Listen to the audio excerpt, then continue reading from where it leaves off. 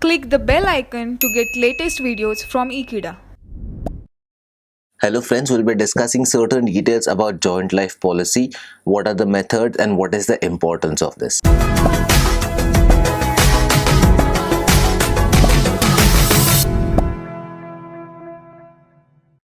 Joint life policy. Now when we speak about joint life policy, as we know that we are talking about retirement of partner, if in case there is any death that happens to the partner, a company decides to provide these amount, or rather certain expenses are supposed to be dealt with, like the legal representative fees, etc, etc. These are heavy expenses for the company, and on and such instances or any event like this happens, the company is supposed to provide certain amount to the family of the deceased partner. So in such scenario, a company opts for a joint life policy. What happens under this kind of policy is that you need to go ahead and pay out a premium.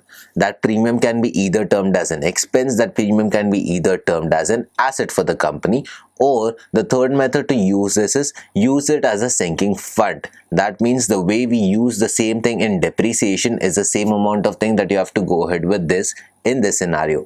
But we'll understand the first method first. So passing the journal entries for joint life premium policy, and then what is the benefit of it? Either the partner is deceased or either the maturity date comes first. So any of this happening first, the maturity or the surrender value is given to us, and then we are supposed to provide it to the deceased family's member.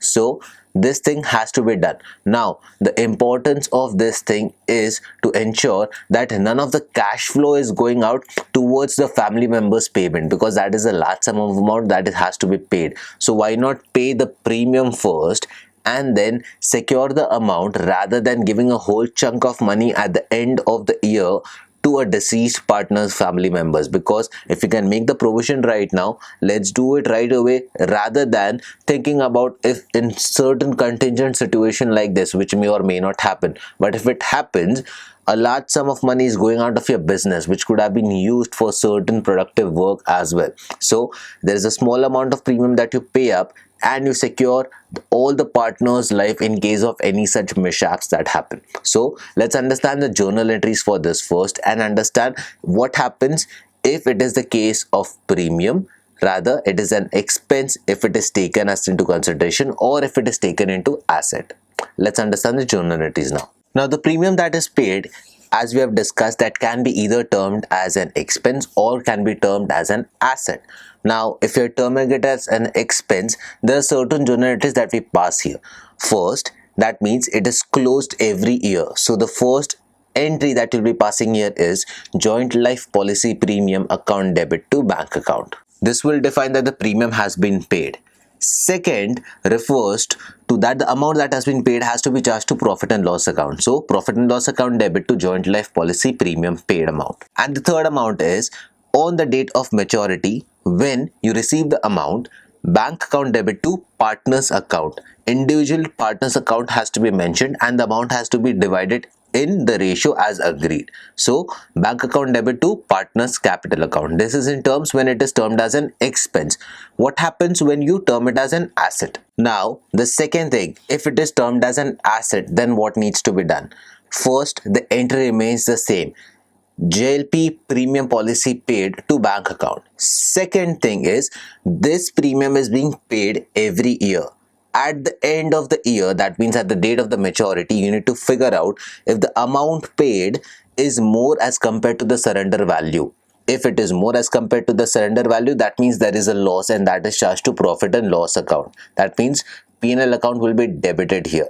But on the contrary, if the amount that is received at the end of the maturity is more as compared to the surrender value, that means the gain is then moved to the partner's capital account. So this is what you need to understand. If there is loss, profit and loss account will be debited, but if it's gain, then profit and loss will be credited here and partner's capital will be moved here. That means partner's capital account will be credited with the amount of profit here.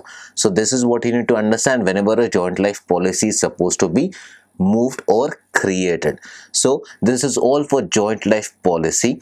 We'll be solving an illustration further in the next video and we'll understand how to get through joint life policy details. But as of now, I hope you understood what joint life policy is and what is supposed to be done in case if it is termed as an expense and in case if it is termed as an asset. So thank you for watching this video. Stay tuned with Ekeeda and keep subscribing to Ekeeda.